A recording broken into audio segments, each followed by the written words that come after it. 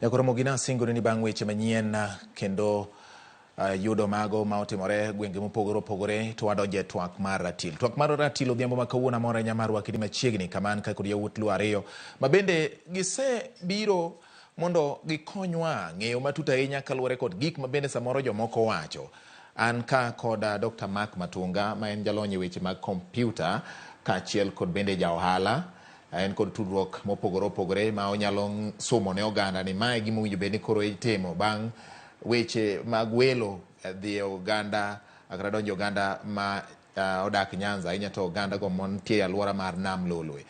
Kopogore kod Dr. Mark Matunga ka kod Meshak Odede bende en janon weche mag telo kendo oken wenda ahinya osebiro ka thuolo kofuono wechegi. To kawuono ni aluonge mondo waketane to piny Luo ni wadwa kete ratil. Diponi nitiere gimoro ma jotelo seneno ma nitiere e alwora ma joluo dakie. Koso en wach mar manyo telo. To koponi nitiere gimosene kako oganda winjo bed ni timi ang'o mondo kik bed ni joma ni oko maneno gima ber ma nitiere e piny oganda onagi. To oganda bende oti kod thuolono mar dongore kendo yawo tudruok gi badgi malach. Nyako Ramogi kapok wachako twak adwa ni mondo director mara oketna picha moro ka. Ma en picha mosebedo ka wuotho kendo ji lose. Picha ni Nyako Ramogi en picha makoro nitiere e wang' jowi mari gie sani. En picha ma king'iye jomoko osebedo ka wacho ni sama jotelo dhi Nyanza to nitiere gima ber. Ineno malo kanyo endo en Nyanza to nitiere meli maradhai.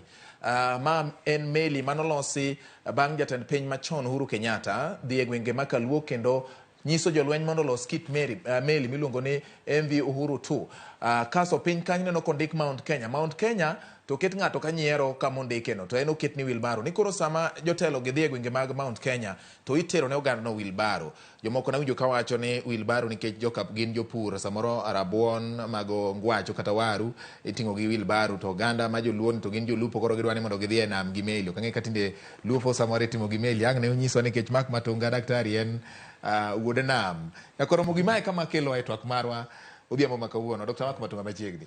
Erokamano George.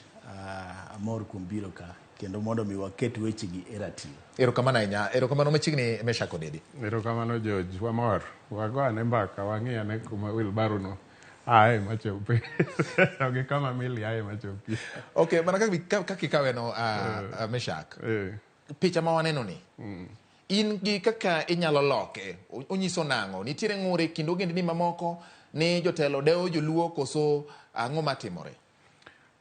George, erokamano. Aparo ni ne oganda Luo mawinjowa wach maduong' manyalo wacho pichano aseneno, of course osebedo ko trend e mbui kata e social media gi dho ngere Facebook ka ji wache weche mopogore opogore kendo bende apani ng'enyne gin jo modak e alwora mar got maduong' ema nobiro kode ka gineno ka president masani ni kocha kendo launch wach meli manyo obedo launch. To aparo ni wach maduong' kata somo mwago en ni nyaka wanyis ji kaka oganda Luo how to address us kata kabind luor monengo gimiwa kata kako onengo gilos kodwa kata dwachwa. Samoro gino nyalo nyiso ni jo modak e alwora mar got maduong' pok onyiso dwachgi kuom weche mag siasa ni gidwaro ang'o. Samoro gisewacho mana ni ka gisebet e kombe madongo to romogi. To samoro oganda Luo osewacho ni wan wadwaro moingo bet abet e kombe madongo. Wadwaro gimachielo mwaneno e weche mag dongruok. Diponi mae wach ma pogruok magini kelo. Erokamano. Daktari, picha ni